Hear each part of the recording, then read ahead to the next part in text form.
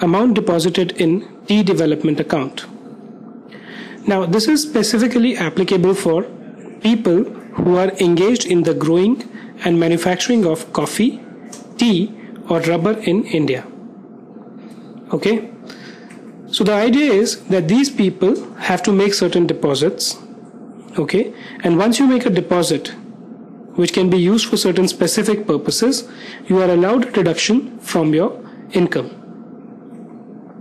So if the applicability is for a person who's engaged in the growing and manufacturing of coffee, tea or rubber in India, okay, what has this person supposed to do before he gets a deduction?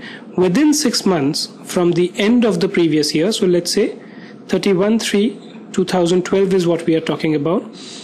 So within 6 months, which means 39/2012, right, or the due date of filing of return of income, whichever is earlier. Let's say the return of income is 31/10/2012, right?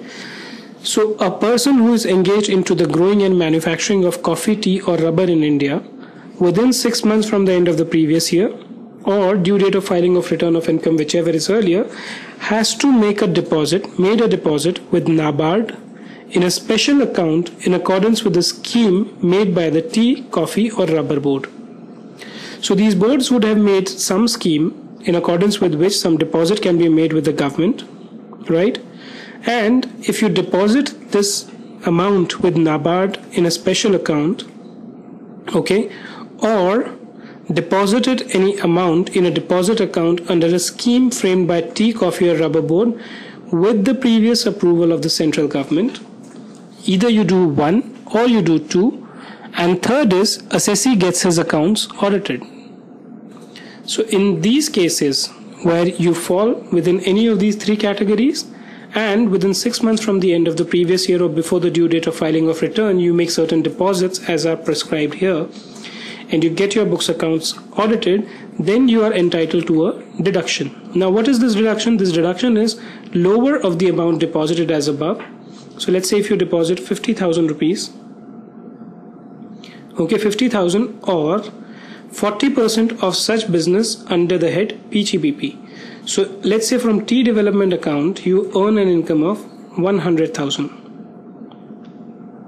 right? 40% of income from such business will be how much? 40,000.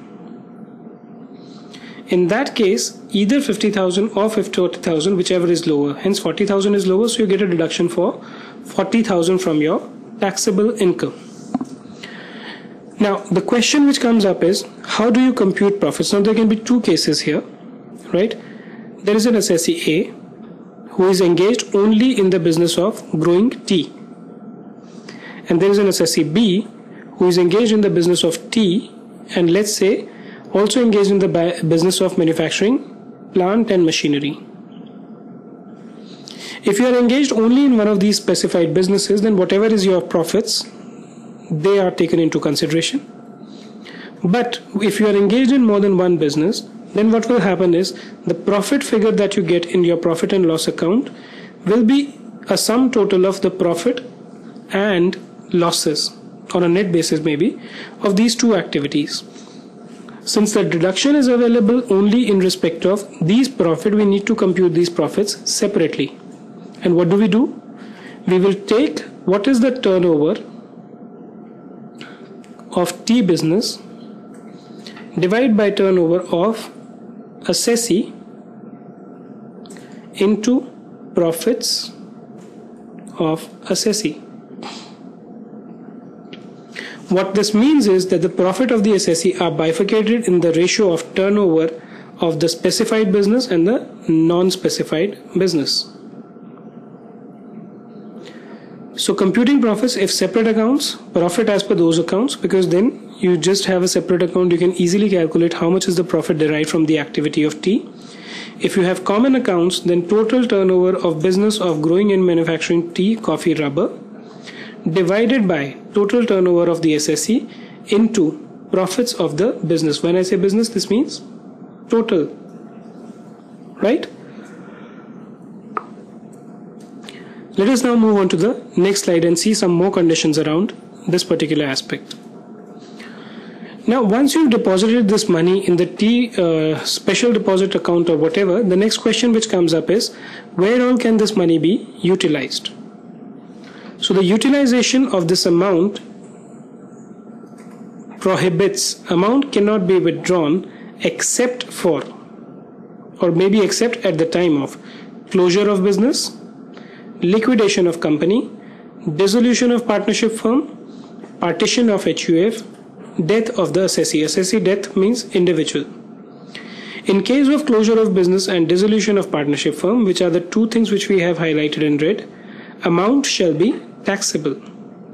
So if you withdraw the amount from these deposits at these two cases, then the amount of withdrawal that you do is taxable. Further, if you withdraw the amount under any of the cases which we are going to see now, that amount shall also be taxable in your hand. So how does the taxation of the amount withdrawn works? Release of any amount standing to the credit of the assessee in special account or in the deposit account by the National Bank, or withdrawal by the assessee where such amount is used for the purchase of. So whenever you withdraw this amount and you try to use it for any of the following purpose, this will be taxable in your hands. For the purchase of any machinery or plant, to be installed in any office premises or residential accommodation, whole of actual cost of which is allowed as a deduction. Right? So if you are buying any plant and machinery which has to be installed in the office premises or in the residential accommodation, then this will be taxed. Right? Or you are trying to buy some plant and machinery. Please note that these points are independent. Second point is not in the context of first point. Right? Or the whole of the actual cost of which is allowed as a deduction.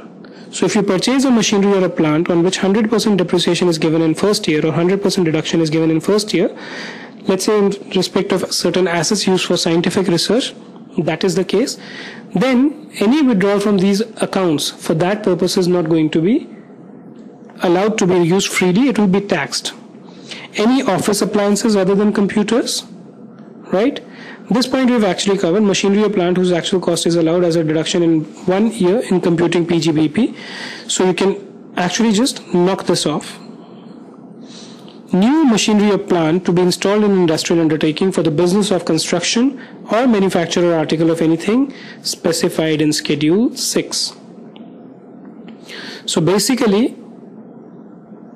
office premise machinery or plant, residential accommodation machinery or plant, plant and machinery which is allowed as a deduction 100%, or if you do it in the construction or manufacture of any article or thing which is specified in the Schedule 11, then the whole of such amount so withdrawn shall be deemed to be the profits and gains of business of the previous year and shall be accordingly chargeable to income tax. So basically two things which we learn, important things which we learn from this particular slide is, one, this amount can be utilized only at certain specific times, right? Out of this time, the one marked in the red, if you use them at that point in time, these are taxable. Secondly, even if you withdraw these at a point in time which are not taxable, but you use them for the following purposes, then it is taxable as PGBP income. This one you can just remove because this is a repetition, either this one or that one, whichever you're comfortable with. Let's see the next slide. Again, it is in respect of some more features relating to T development account. Now, some of the other provisions relating to the T development account are as under: the amount withdrawn not so utilized within that previous year shall be deemed to be the profits and gains of the business of that previous year.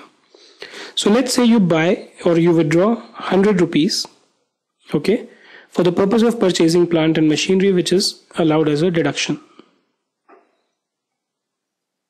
And this is during financial year 11-12.